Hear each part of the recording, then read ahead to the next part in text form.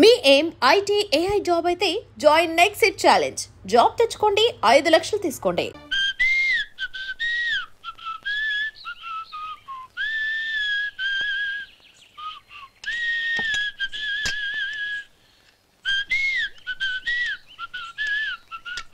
Tune బాగుందండి.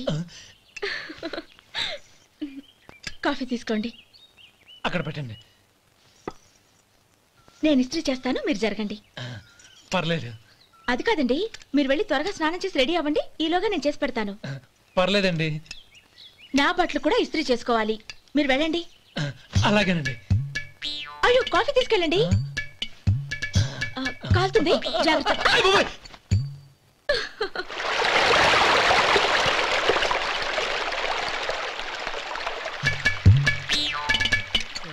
ఏమండి, నా బట్టలు అక్కడున్నాయి, తీసుకెళ్ళండి. అయ్యో, అదేంటండి, ఆ బట్టలు వేసుకున్న బయటకు వెళ్తారు? అయ్యో, చాలా అసహ్యంగా ఉంటుందే.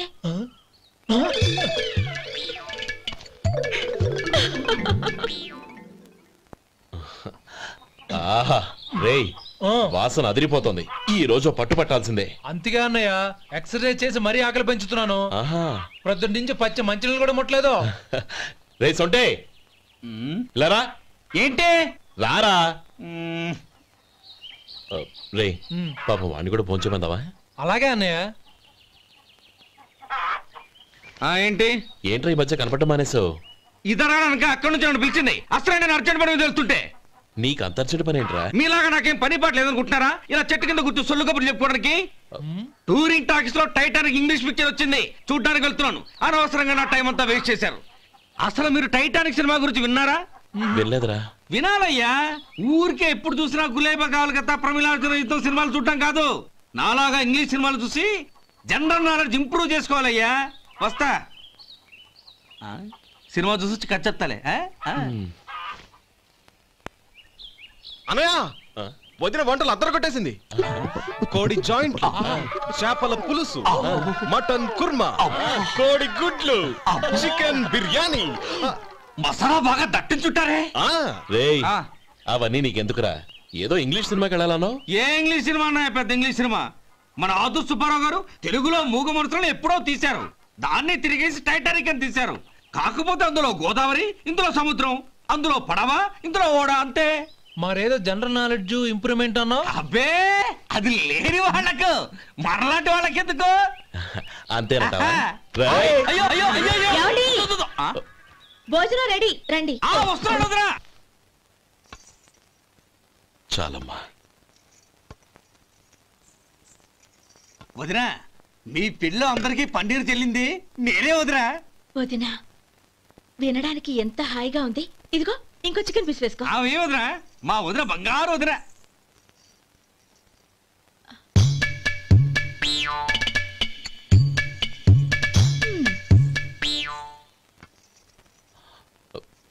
ఇంకో ముక్క వేయనా? అదేంటి కౌరి, తమ్ముడికి చికెన్ అంటే చాలా ఇష్టం, వాడికి వేయలేదే? అయ్యయ్యో, ఈయన మీ తమ్ముడా?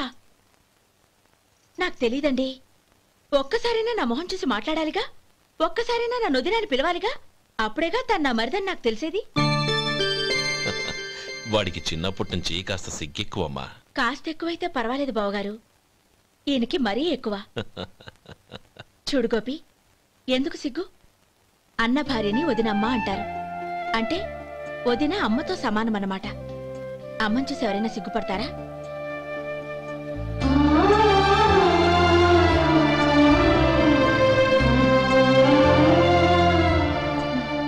తిను. చాలు. ఓం విష్ణవే నమః. అయ్యా, ఇక బియ్యం కొళ్ళు ఇద్దరు తాంబూలాలు మార్చుకోండి.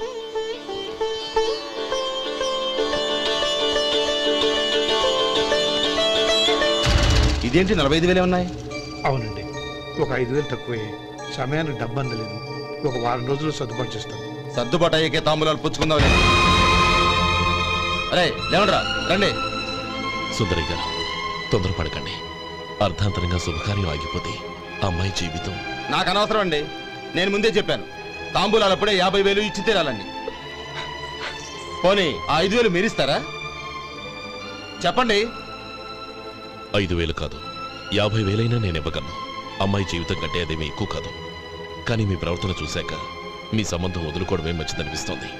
ఇక మీరు దయచేయండి. అరే గోపాలం, ఏమిట్రా ఇది? నువ్వుండ్రా. ఇంకా నిలబడ్డారే? మీరు మనసు మార్చుకున్నా మేము మాట మార్చుకోవడానికి సిద్ధంగా లేము. వెళ్ళండి, వెళ్ళండి. చెల్లమ్మా, ఇలా రామ్మా. ఈ డబ్బు తీసుకెళ్ళి లోపల పెట్టు. వెళ్ళమ్మా. ఏంట్రా నువ్వు చేస్తున్న పని? పంతులు గారు, అయ్యా మీరు మంత్రాలు చదవండి. ఓం కేశవాయ నమః, ఓం నారాయణ ఆ తాంబూల పళ్ళ నాకు అందించు. ఓం గోవిందాయ నమః, ఓం విష్ణవే నమః.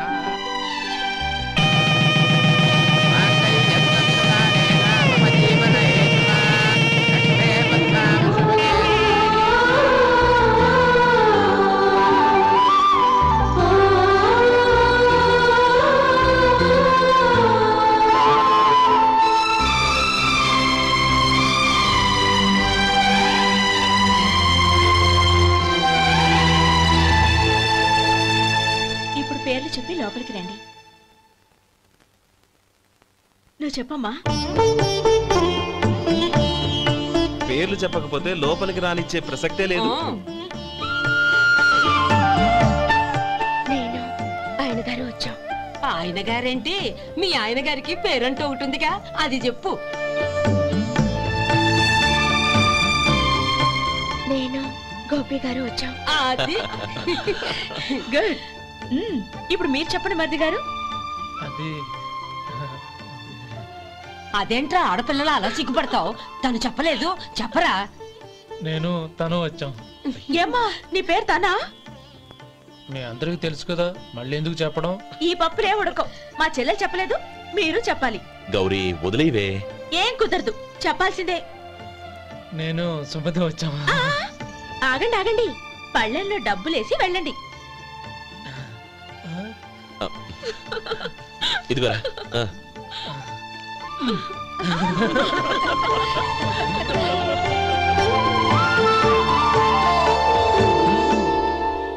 ఒరే గోపాలం, సమయానికి ఆపద్బాంధవుల్లో వచ్చి 10 మందిలో నా పరువు కాపాడావు. నీ తమ్ముడికి ఎన్నో గొప్ప సంబంధాలు వస్తున్నా నా కూతుర్ని నీ ఇంటి కోడలుగా చేసుకుని నీ స్నేహితుని ఆదుకున్నావురా. నీ రుణం ఎలా తెచ్చుకోరు? చచ్చా, స్నేహితుల మధ్య క్షమాపణలు కృతజ్ఞతలు ఉండకూడదురా. రే ఊరుకో. ఏంది మళ్ళీ అప్ప? ఇప్పటికే 200 రూపాయల అప్పు, మళ్ళీ అప్పు కావాలా? ఇదిగో ముందు నువ్వు చొక్కా పక్కన పెట్టు. అబ్బే వద్దండి, అసహ్యంగా ఉంటుంది. ఏ నీకేమన్నా గజ్జి తమర వగైరా రోగాలున్నాయా? అబ్బే అలాంటి ఏమైనా ఉండే, మొత్తం డబ్బు రేపు ఇచ్చేస్తాను. అదేం కుదరదాయి. ఇవాళ డబ్బన్నా కట్టు, చొక్కా అన్న ఇప్పు. ఇంకొకసారి ఆలోచించండి. ఏంద్ర ఆలోచించేది? నువ్వు ఇప్పుతావా, నన్ను ఇప్పమంటావా? ఆగండి, వద్దులండి. మరి ఇప్పు. నేనే ఇప్పుతా. దీంతో నీకు నాకు చెల్లు. ముందు జాగ్రత్త వచ్చాడు 2 చొక్కాలు వేసుకొని. ఏంది ఏందిరా? ఏ తెలుగు గురువు గారు మీది? మరి అదే బాకీ కలెక్షన్ అంటే చూసి నేర్చుకోండి. ఏంటి 220 రూపాయలకు 35 రూపాయలు చొక్కా తీసుకోవడమా? 35 రూపాయలు ఏంది? మరి 350 రూపాయలా? వాడిని ఆపరా, వెళ్ళి పట్టుకోండి పో.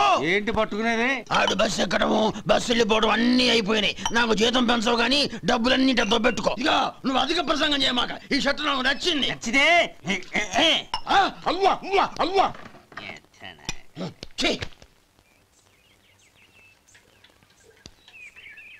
అమ్మా సుమతి, లోపల గొడుగుంది పట్టరమ్మా.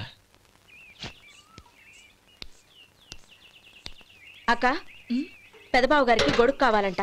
అక్కడుందమ్మా, తీసుకెళ్ళు. నాకు వేరే పనులు, నువ్వే తీసుకెళ్ళి.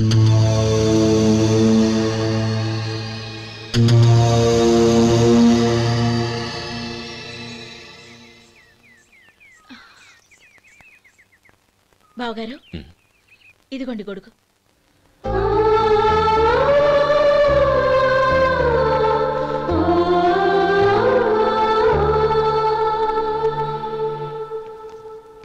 నమస్కారం పెద్ద ఆయన. ఇక్కడేం చేస్తున్నారు? ఏం లేదు, మా ఆఖరి తమ్ముడు శేఖరం డాక్టర్ చదవడం పూర్తయింది.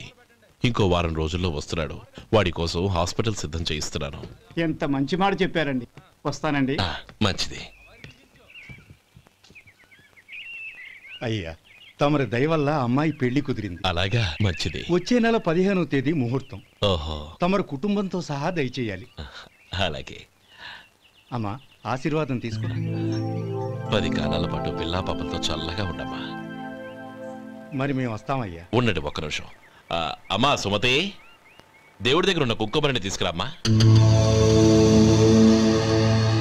అవును, అబ్బాయి ఏం చేస్తుంటాడు? రైస్ మిల్లులో గుమస్తాగా పనిచేస్తున్నాడండి. ఎవరి మిల్లులో? వెంకయ్య గారి మిల్లులోనండి. ఆహా. అమ్మా సుమతి, కుంకుమేదమ్మా?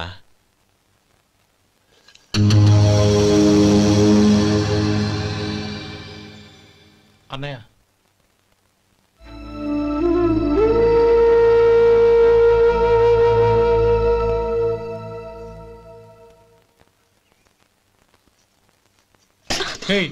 ఏంటిది? వచ్చిన దగ్గర నుంచి చూస్తున్నాను. అన్న ఏం చెప్పినా పట్టించుకోవేంటి? అసలు మా అన్నయ్య గురించి ఏమనుకుంటున్నావు? ఆయన ఏం చూసుకునే నీకు ఎంత పొగరు? గోపి, ఏంట్రా ఆ మాటలు? అమ్మా, నువ్వు లోపలికెళ్ళు.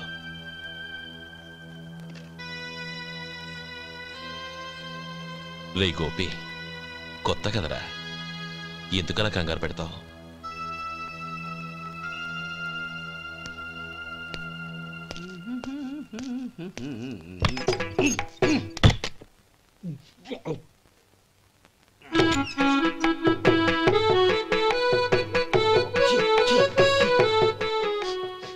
ఏంటయ్యా ఎలక తెచ్చిన వాసన వస్తుంది? ఎక్కడా? ఇప్పుడే పోయింది.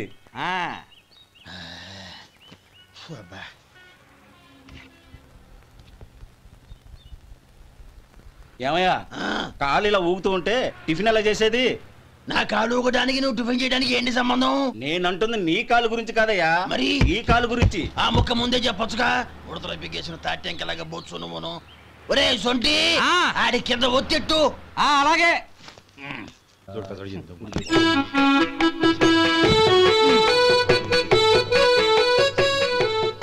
ఇప్పుడు ఓకే.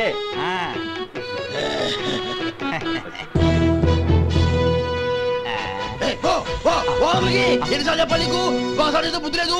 కడుపు గడ తిన్నావు, గడి తిన్నావా? పోతకి పో పో పో పో పో. అబ్బా,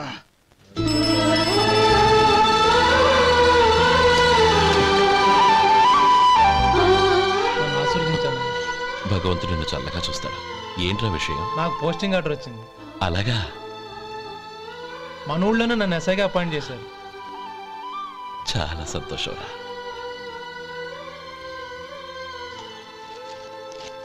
అన్నయ్య, నాకు కాదురా, ముందు మీ ఆవిడికి పెట్టు.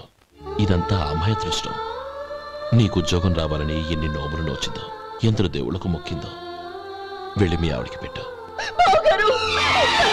అరే, ఏంటమ్మా ఇది? లేదు బావగారు, నా మొహం చూస్తే ఎలాంటి పనైనా నాశనం అయిపోతుందని, నేను నష్ట జాతకురాలని మా నాన్న ఎప్పుడు అంటుండేవారు. అదే నా మనసులో నాటుకుపోయింది.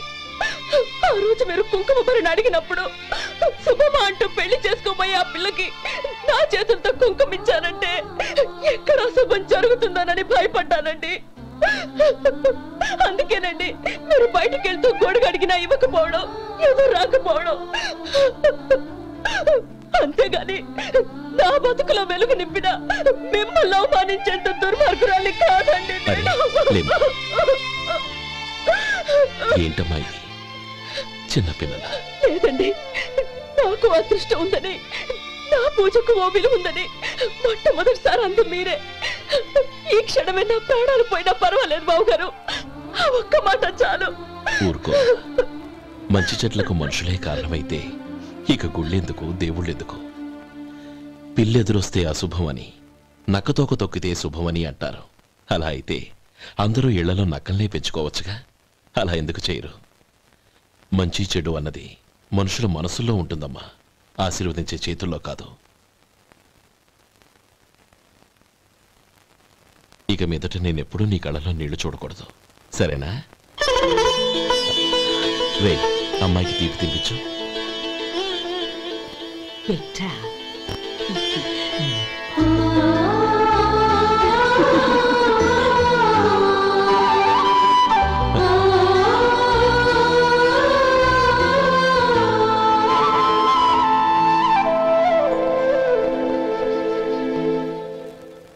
మధు, చిన్నప్పుడు నేను ఒక్కడనే కష్టపడుతున్నానని, నాకు సాయంగా ఉండాలని చదువు అవ్వలేదన్న వంకతో చదువు మానేశావు.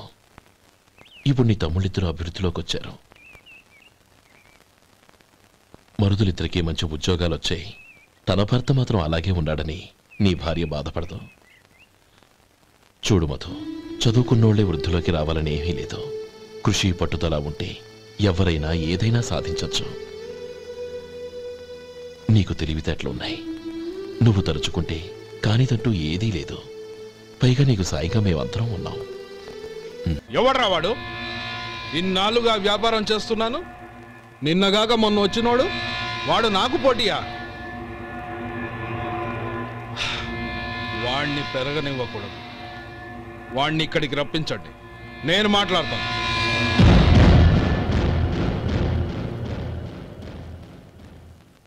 నమస్కారం అండి. రమ్మన్నారంట? నీ పచ్చళ్ళ కంపెనీ మూసేయాలి. నీకెంత కావాలి? 5 లక్షలు ఇస్తాను. చాలా? 5 లక్షలు కాదు, 50 లక్షలు ఇచ్చినా నా కంపెనీ మూయడం జరగదు. బాగా ఆలోచించుకొని చెప్పు. ఈ వ్యాపారంలో పుట్టి పెరిగినోడ్ని, నాతో పోటీ పడకు. నా చేతి కింద 6,000 మంది పనిచేస్తున్నారు. ఆంధ్ర మొత్తం నాకు బ్రాంచులు ఉన్నాయి. నేనే మార్కెటింగ్ చేయలేకపోతున్నాను. ఆఫ్టర్ ఆల్ ఒక కుటీర పరిశ్రమలా పెట్టుకొని నువ్వెలా మార్కెటింగ్ చేయగలవు? 6,000 మంది వర్కర్స్ని పెట్టుకుని ఆంధ్ర మొత్తం బ్రాంచీలున్న మీరే నా కంపెనీ చూసి భయపడుతున్నారంటే నా సరుకులో నాణ్యత ఉందనేగా. ఆ నాణ్యత ఉన్నంత వరకు నాకెవరూ పోటీ కాదు. ఈ ప్రపంచంలో నేను ఎక్కడైనా మార్కెట్ చేయగలను. వస్తాను.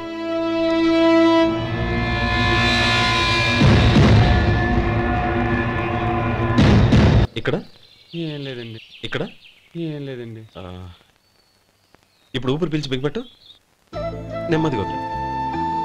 ఓకే, లే. నెమ్మదిగా ఇలా వచ్చి కూర్చో. ఏం లేదు, మామూలు కడుపు నొప్పే. ఈ టాబ్లెట్స్ 3 రోజులు వాడు. ఎలా వాడాలో ఇందులో రాశాను. Token number 29. టౌన్ డాక్టర్ భయపెట్టేశాడు, ఆపరేషన్ అది ఇదని. కానీ ఈ డాక్టర్ బాబు ఏమీ లేదని చెప్పాడు. అలాగా? ఈ బాబు 10 కాలాల పాటు చల్లగా ఉండాల.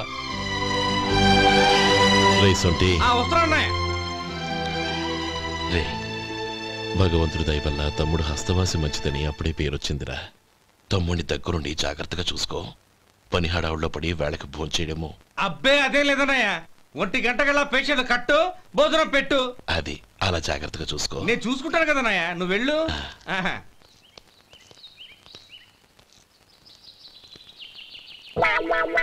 అయ్యో, ఏంటయ్యా ఉంటున్నాడా ఈ దెబ్బలు? ఏదైనా యాక్సిడెంటా? అదేం కాదండి. మరి గోరు కొరికినందుకు ఎలక్ట్రిక్ స్తంభానికి కట్టేసి ఇలా రక్తం వచ్చేలా కొట్టారండి. ఊరు కొరికినందుకు ఎలక్ట్రిక్ స్తంభానికి కట్టేసి ఇంతలా కొడతారా? వాళ్ళు అసలు మనుషులా, రాక్షసులా? చాలా థ్యాంక్స్ అండి. కనీసం మీరైనా అర్థం చేసుకున్నారు. వాళ్ళు అర్థం చేసుకోలేదండి.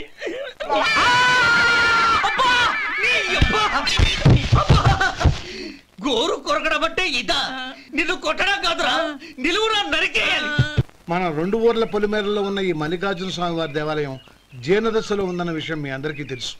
ఇన్నాళ్ళు మీ ఊరు వాళ్ళు పట్టించుకుంటారని మా ఊరి వాళ్ళు, మా ఊరి వాళ్ళు పట్టించుకుంటారని మీ ఊరి వాళ్ళు దీన్ని ఇలా వదిలేశారు. ఈ గుడి మీ ఊరికి ఎంత ముఖ్యమో మా ఊరికి అంతే ముఖ్యం. కాబట్టి మన ఇరు గ్రామ ప్రజలు కలిసి దాన్ని బాగు చేయించి కుంభాభిషేకం చేయించాలనే సదుద్దేశంతో ఒక కమిటీని ఏర్పాటు చేశాం. ఈ కమిటీలో 2 గ్రామాలకు సంబంధించిన ప్రముఖులు ఉన్నారు. కమిటీ ప్రెసిడెంట్గా ఎవరిని ఎన్నుకోవాలనే విషయంలో శ్రీ గోపాలరావు గారి పేరు, శ్రీ లక్ష్మీపతి గారి పేరు పరిశీలనలోకి వచ్చాయి. అందువలన మేమందరం బాగా ఆలోచించి తర్జన భర్జనలు చేసిన మీదట శ్రీ గోపాలరావు గారే అన్ని విధాలా ప్రెసిడెంట్ పదవికి అర్హులని ఈ కమిటీ నిర్ణయించడం జరిగింది.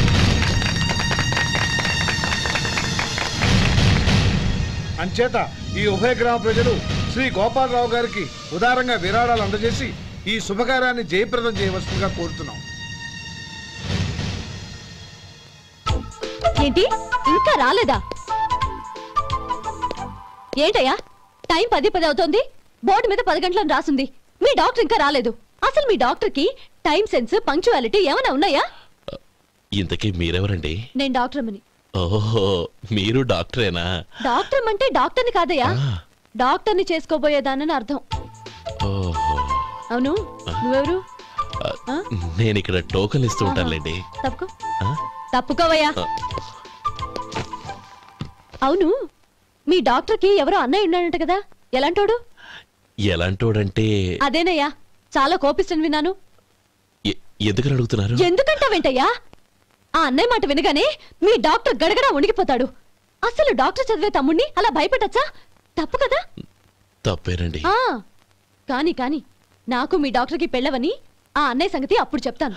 ఏం చేస్తారండి? ఏం చేస్తానా, సంవత్సరం తిరగకుండానే కవల పిల్లల్ని కని వాళ్ళ అన్నయ్య చేతిలో పెడతాను. వాళ్ళకి 5 సంవత్సరాలు వచ్చేసరికి ఆయన్ని బాగా మొట్టికెళ్ళేస్తారు. అలా నా కసి తీర్చుకుంటాను. ఈ డాక్టర్ ఎప్పుడు వస్తాడో ఏంటో. అది సర్లే కాని నువ్వు పని చేయి. మీ డాక్టర్ రాగానే నేను వచ్చి వెళ్ళానని చెప్పు. నేను అంటే? ఓ, నా పేరు చెప్పలేదు కదా, నందిని. ఏం చెప్తావు? అదేనండి, నందిని గారు వచ్చి వెళ్ళారు అని చెప్తాను. గుడ్, పైకొస్తావు.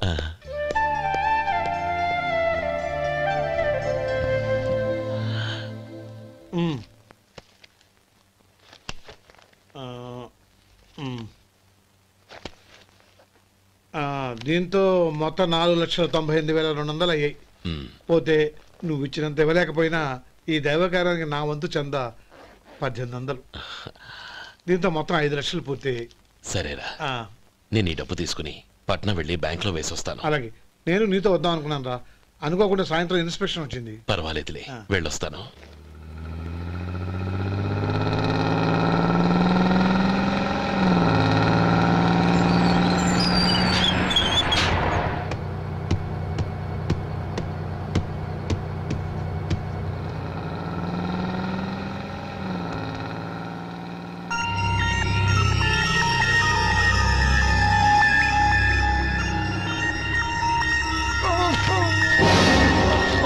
అయ్యో, మూర్ఛ మూర్ఛ, బసాపండి బసాపండి.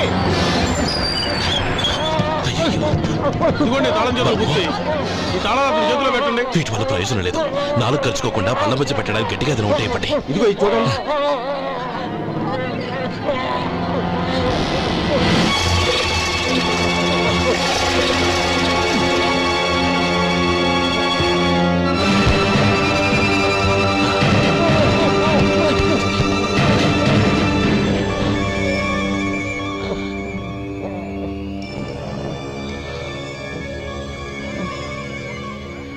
మీరు వెళ్ళి మీ సీట్లో కూర్చోండి, కొంచెం గాలాన్ని పడ్డి. ఇప్పుడు ఎలా ఉంది బాబు?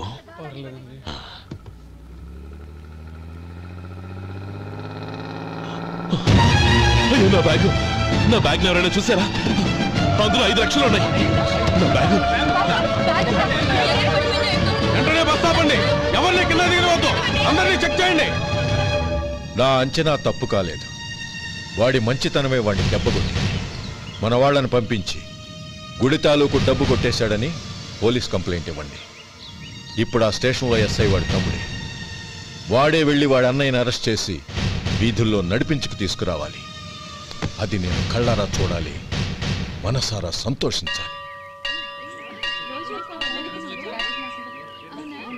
అయ్యా గోపాలం గారు, గోపాలం గారు, మీరు దేవస్థానం సొమ్ము దొంగిలించారని ఎవరో పోలీస్ కంప్లైంట్ ఇచ్చారంట. మిమ్మల్ని అరెస్ట్ చేయడానికి మీ తమ్ముడు గారు వస్తున్నారు.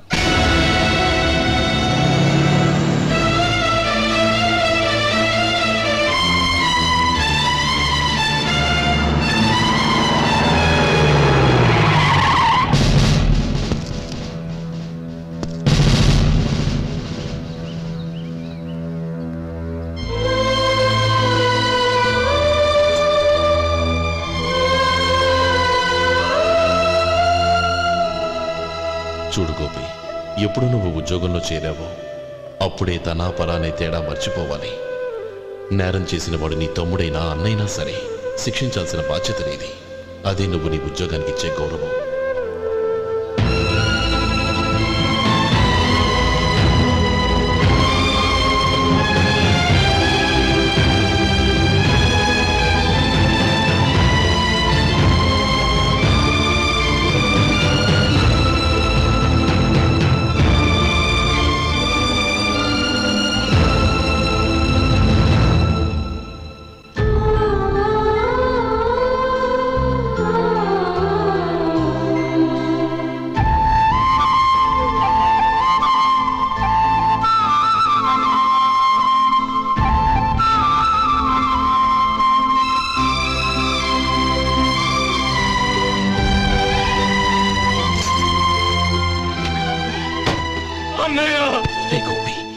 ఏమిట్రా ఇది? నన్ను క్షమించన్నయ్య. నేను కోరి ఉద్యోగుల చేరిన మాట నిజమే, కానీ ఇలాంటి పరిస్థితి ఎదురవుతుంది అనుకోలేదు. నా ఒంట్లో ప్రతి రక్త పట్టు నీ భిక్షానన్నయ్య. నిన్ను అవమానపరిచి ఉద్యోగం నిలబెట్టుకునే బదులు నా ప్రాణాలను వదులుకుంటారు, కానీ ఈ పని మాత్రం నేను చేయలేనన్నయ్య.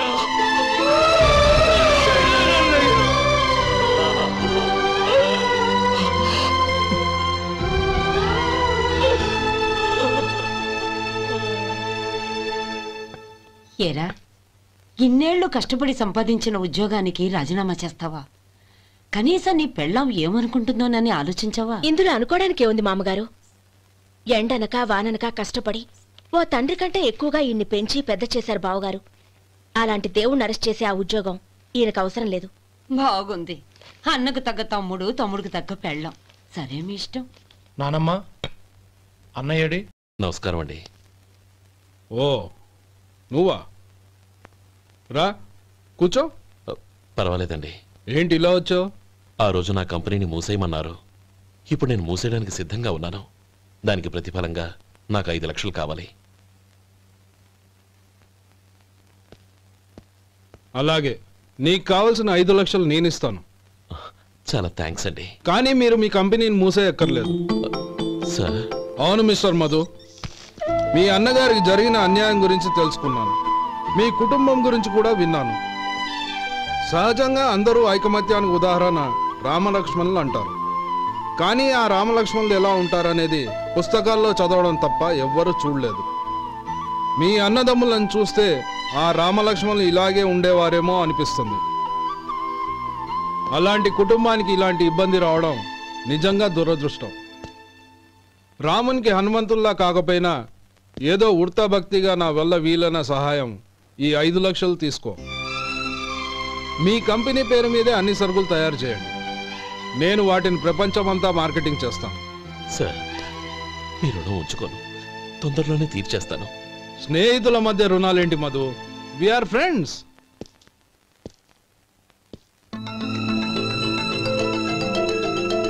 ఏంటే అక్కడ ఆగిపోయావు? రా.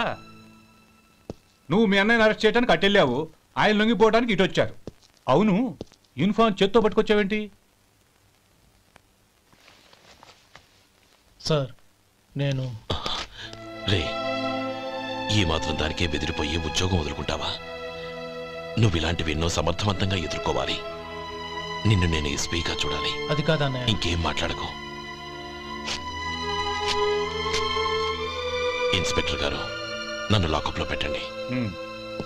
ఆగండి సార్, ఆ డబ్బు ఎక్కడికి పోలేదు, నేనే తీసి జాగ్రత్త చేశాను. ఈ విషయం అన్నయ్యకి తెలియక బ్యాగులో డబ్బు కనబడకపోవడంతో అది పోయిందనుకున్నాడు. నేను పట్నం నుంచి వచ్చేసరికి జరిగిన గొడవంతా తెలిసిందే. రే మధు, జరిగిన దానికి నన్ను క్షమించనయ్యా. ఇంటికి వెళ్ళాక అన్ని వివరంగా చెప్తాను. సార్, ఇదిగోండి 5 లక్షలు. ఇది కమిటీ వాళ్ళకి అప్పగించి ఈ కేసు కొట్టేయండి సార్. భలే వాడివయ్యా, తీసినప్పుడు ఒక మాట ఆయనతో చెప్పుండొచ్చుగా. అనవసరంగా పెద్ద స్టేషన్ వరకు రప్పించావు. Sorry sir. అన్నయ్య, మీరింటికి వెళ్ళండి, నేను లెక్క అప్ప చెప్పేసి వస్తానండి. అలాగే. ఎలా దెబ్బ కొట్టాలన్నా కుదరటం లేదు. అయినా వీళ్ళకు ఉన్న పళ్ళంగా 5 లక్షలు ఎలా వచ్చాయి? అదే బావా, నాకు అర్థం కావటం లేదు. నీకు అర్థమైతే ఆశ్చర్యపడాలి, కానీ అర్థం కాకపోతే ఆశ్చర్యమేముంది?